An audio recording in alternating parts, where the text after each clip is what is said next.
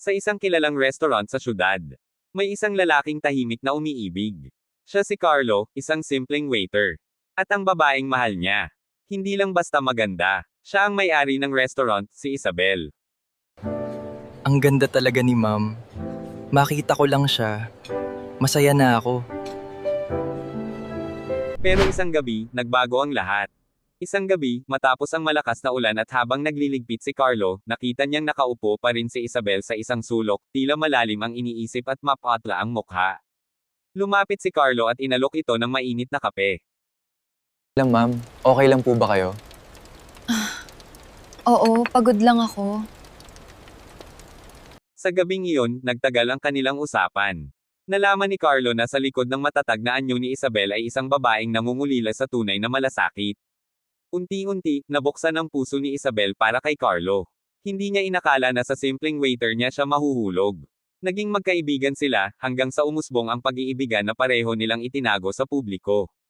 Minsan kapag day off ni Carlo ay namamasyal sila ni Isabel at masayang nagkekwentuhan. Sobrang saya ni Carlo. Para sa kanya, panaginip ang nangyayari. Binigay niya ang lahat ng pagmamahal, atensyon, at pangangalaga. Ngunit may kakaiba siyang napapansin. Madalas mapatla si Isabel, mabilis mapagod, at minsan ay nawawalan ito ng malay pero mabilis din namang magising. Magpahinga ka naman. Nag-aalala ako sa'yo. Pagod lang ako, Carlo. Ngunit laging umiiwas ang dalaga. Wala eto Carlo, promise. Basta nandyan ka, gagaling ako. Ayoko lang na isipin mo na may problema ako. Gusto ko, masaya lang tayo. Hindi alam ni Carlo na ang sakit pala na kinikimkim ni Isabel ay malala na. May stage 4 cancer pala ang dalaga. Matagal na nitong alam, ngunit pinili niyang itago. Ayaw niyang maawa si Carlo o maging pabigat ito sa binata. Gusto niyang maranasan ang tunay na pag-ibig bago siya tuluyang mawala, kahit panandalian lang.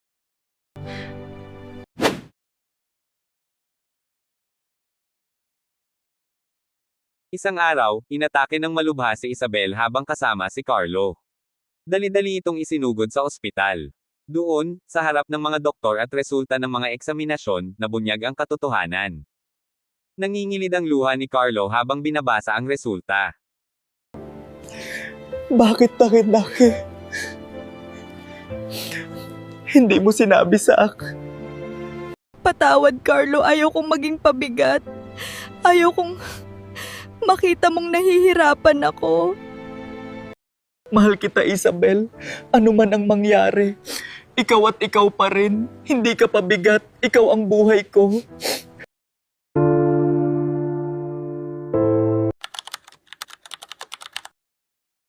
Alam ng lahat na maikli na lang ang oras ni Isabel. Pero imbes na tumalikod, mas lalong kumapit si Carlo. Pakakasalan kita, sabi ni Carlo nang may determinasyon. Hindi bilang waiter, kundi bilang asawa mo. Hanggat humihinga ka, gagawin ko ang lahat para maramdaman mong ikaw ang pinakamagandang babae sa mundo. Sa isang simpleng seremonya sa loob ng ospital, pinalibutan ng mga kaibigan at pamilya, isinulat nila ang kanilang pangako.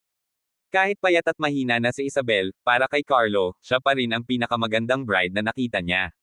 Sa hirap at ginhawa, sa sakit at kalusugan, hanggang kamatayan ang humiwalay, pangako ni Carlo habang hinahalikan ang kamay ng asawa. Mahal na mahal kita, Mrs. Santos. At least naging Mrs. Santos din ako, bago ako umalis. Lumipas ang ilang buwan. Inalagaan ni Carlo ang kanyang asawa ng buong puso. Bawat araw ay kwentuhan, bawat gabi ay yakapan. Hanggang sa dumating ang gabi na alam ni Carlo na malapit na ang huling sandali. Nakahiga si Isabel, mahigpit ang hawak kay Carlo. Mahina na ang boses nito. Carlo, bulong nito. Dito lang ako, mahal ko. Nandito lang ako, sagot ni Carlo habang umiiyak na hindi na napigilan. Salamat sa pagmamahal na hindi ko inakala mararanasan ko. Salamat dahil pinakasalan mo ako kahit alam mong wala na akong pag-asa. Naging pinakamasaya akong babae sa maikling panahon na naging asawa mo ako. Hinawakan ni Carlo ang mukha ng asawa. Huwag kang mag-alala, mahal. Kahit umalis ka man, dadalhin ko ang pagmamahal mo habang buhay. Ikaw lang ang babaeng minahal ko at mamahalin ko. Tumangala si Isabel, tila nakakita ng magandang pangitain.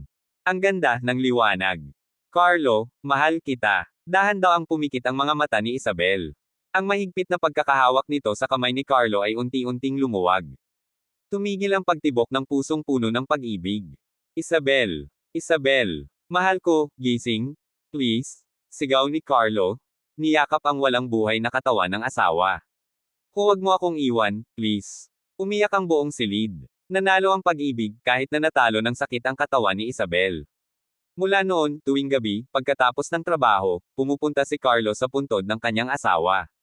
Dala niya ang paborito nitong bulaklak at kape. Nandito na po ako, mahal. Kumusta ka na dyan? Tanong niya sa hangin. Sabi mo ayaw mong maging pabigat. Eh di ba ang naging kapalit? Iniwan mo ako. Pero salamat.